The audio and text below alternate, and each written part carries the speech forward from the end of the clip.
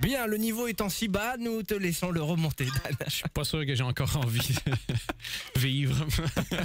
Bon, scandale aujourd'hui, les ministres wallons qui ont fait un petit trip en Californie n'ont pas s'affronter les gens qui les attendaient à leur retour à Zaventem. Ils ont utilisé une autre porte de sortie pour éviter le comité d'accueil. Plusieurs ont parlé d'une fuite. Moi, je sais que c'est faux. Il y avait un autre comité d'accueil pour eux, et c'était l'Union belge de football, venu cueillir Jean-Claude Van Coenberg en personne pour lui demander d'accepter le poste d'entraîneur des Diables.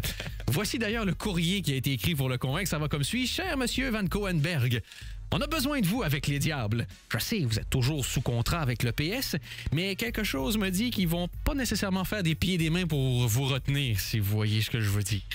Je sais, le choix peut surprendre parce que vous connaissez rien au football, mais pour une fois, l'Union belge, on a décidé d'apprendre de nos erreurs. René connaissait le football. Vous avez vu la merde que ça a causé. Donc, on s'est dit que, comparé à ça, un parfait incompétent, en matière de foot, je ne veux pas vous insulter, ne peut pas faire pire. Et franchement, s'il fait pire, je dis qu'il faut arrêter, là, c'est pas possible. On vous veut, plutôt, pour une série de raisons. D'abord, avec vous, on n'aurait plus peur d'aller en Bosnie. Parce que forcément, les Bosniaques, même chose quand ils viendraient en Belgique, ils ne feraient plus les malins. Quand on sait que vous avez été le boss à Charleroi pendant longtemps et que vous êtes encore vivant, ça impose le respect. Juste par crainte de représailles, je pense vraiment que les fumigènes, ils les lanceraient sur leur propre gardien. On pense aussi qu'avec vous, les joueurs auraient vraiment très peur de vous décevoir. T'sais, ils se bougeraient comme des malades. Jean-Claude Van Coenberg, c'est le genre de gars que tu as envie d'avoir dans tes amis et pas dans tes ennemis, si vous voyez ce que je veux dire. Et puis bon, l'Union belge ne croule pas sous les bénéfices non plus. Les francophones ne veulent même plus acheter nos matchs. On peut les comprendre, c'est une petite lueur d'espoir là. Et on sait que pour vous, trouver de l'argent, c'est pas un problème. Vous avez trouvé de l'argent dans le Hainaut. Bravo.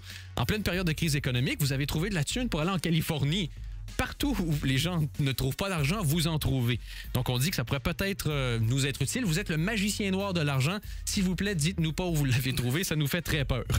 Et puis bon, vous êtes déjà rouge, comme les Diables, pardon, ce qui est déjà ça de gagner. Et dans le cas d'une défaite à l'étranger, vous connaissez aussi déjà la petite porte qu'il faut prendre pour sortir de l'aéroport discretos. Ça aussi, ça peut nous être utile. Des gens qu'on se fait humilier sur le terrain, on n'a pas besoin de se faire humilier à l'aéroport. Alors, s'il vous plaît, acceptez le poste. Bisous. Et c'est signé l'Union belge. Et il y a un petit PS, tout à fait à propos. Si vous refusiez, est-ce qu'on peut quand même vous demander le numéro d'Anne-Marie Lisin? Mais là, on va arrêter là parce que on va pas se mettre dans la merde non plus. Une catastrophe, je crois. Voilà, c'est fini. C'était la lettre de Dan. Merci beaucoup. Ouais, bravo!